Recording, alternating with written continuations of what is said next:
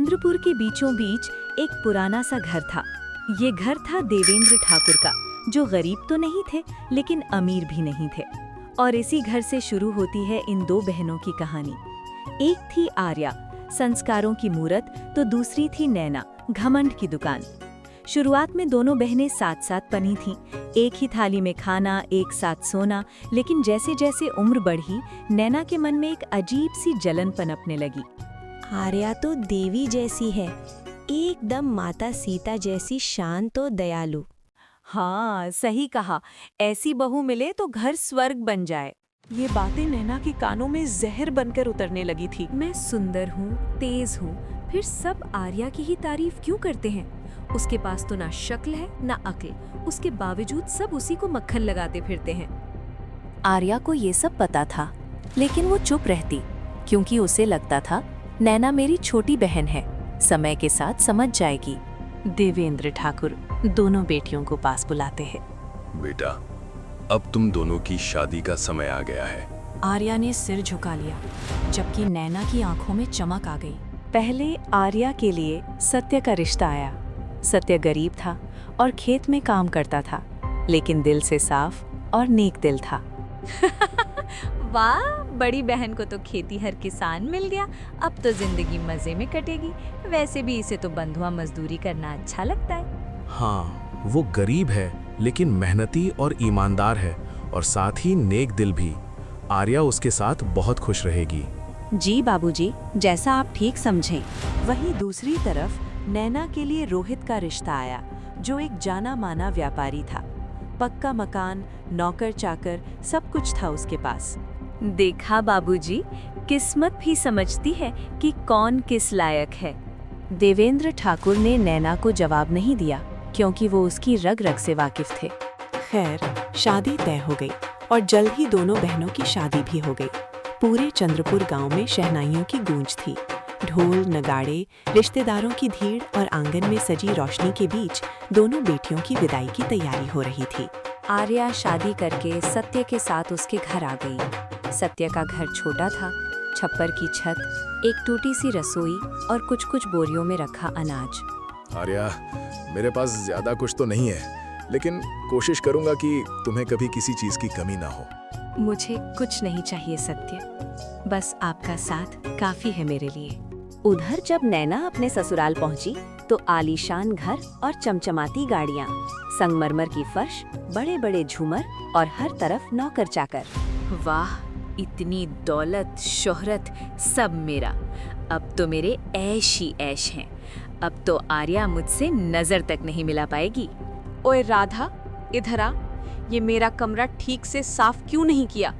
लेकिन मैंने तो सुबह ही साफ किया था छोटी मालकिन। तो क्या मैं झूठ बोल रही हूँ?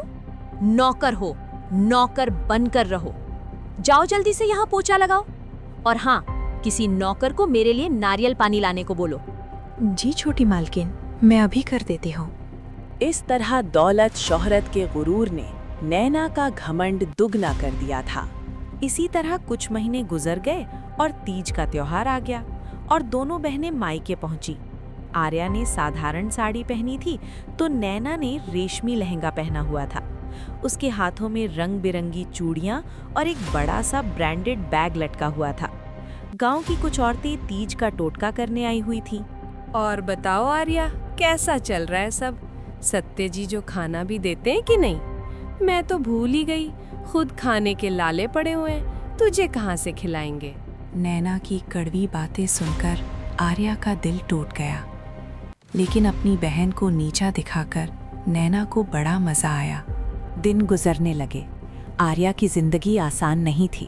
सुबह सूरज निकलने से पहले उठना, चूल्हा जलाना, खाना बनाना, पति सत्य के साथ खेत जाना और दिन भर कड़ी मेहनत करना।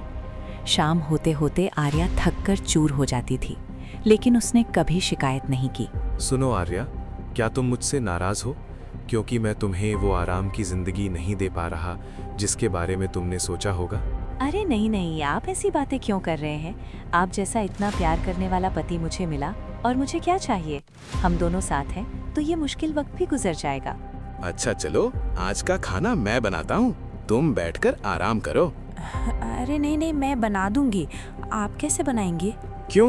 मैं क्यों नहीं बना सकता? आज मैं अपनी प्यारी सी पत्नी को अपने हाथ से बनाकर खाना खिलाऊंगा। तुम बस बैठो और आराम करो। इस तरह सत्य ने चूल्हा जलाया, खाना बनाया और उसके बाद अपने हाथों से आर्या को खाना भी खिलाया।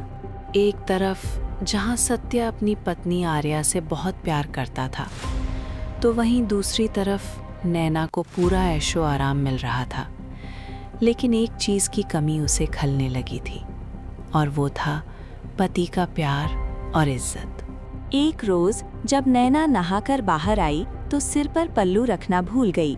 तभी उसकी सास विमला देवी ने उसे देख लिया। अरे मोहिनी, मायके से कुछ सीखा नहीं क्या? घर में बहू कैसे रहती हैं उसके तौर ठिकाने पता है कि नहीं? अरे तू अब छोरी नहीं रही, इस घर की बहू बन चुकी है। कम से कम इसकी मर्यादा का ख्याल तो रख। माफ कीजिए मम्मी जी, गलती हो गई, आगे से ध्यान रखूंगी।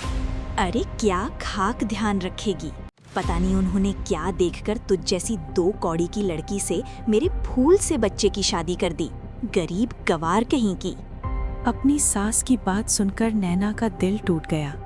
उसने जो ऐशो आराम सोचा था वो तो उसे मिला था, लेकिन उसके बदले में उसके हक का प्यार और इज्जत उससे छिन गई थी। तुम मेरे लिए समय क्यों नहीं निकाल के? औरत हो, औरत बनकर रहो। ज्यादा सवाल जवाब मत किया करो। तुम्हें सारा ऐशो आराम मिल रहा है, यही बहुत है। नैना, जिसे अपने हुस्न पर गुरूर था, वो रोहित की बात सुनकर चकनाचूर हो गया। खैर, कुछ और दिन ऐसे ही गुजर गए और एक दिन खबर आई कि रोहित का एक बड़ा सौदा डूब गया है। कारोबार में बड़ा भारी नुकसान हो गया था। माँ, दुकान में बहुत बड़ा नुकसान हो गया है। जो बड़ा ऑर्डर आया हुआ था वो अचानक से क्लाइंट ने मना कर दिया। उस पर हमने कर्ज लेकर भारी इन्वेस्टमेंट कर दी थी। अब हम बुरी तरह कर्ज में डूब चुके हैं। बेटा, तू चिंता मत कर, जल्द ही सब ठीक हो जाएगा। बिजनेस में तो ऊंच नीच होती रहती है। ऐसे ही कुछ दिन गुजरे और रोहित की दुकान पर कर्ज बढ़ने लगा। लोगों ने उधार समय पर वापस नहीं किया। रोहित का बहुत पैसा फंस गया और विमला देवी का लहजा भी नैना के लिए बदल गया। बहू, अब साज श्रृंगार कम करो, हालात को समझो। इन गहने जेवरात को मुझे दे दो, जरूरत में काम आएंगे।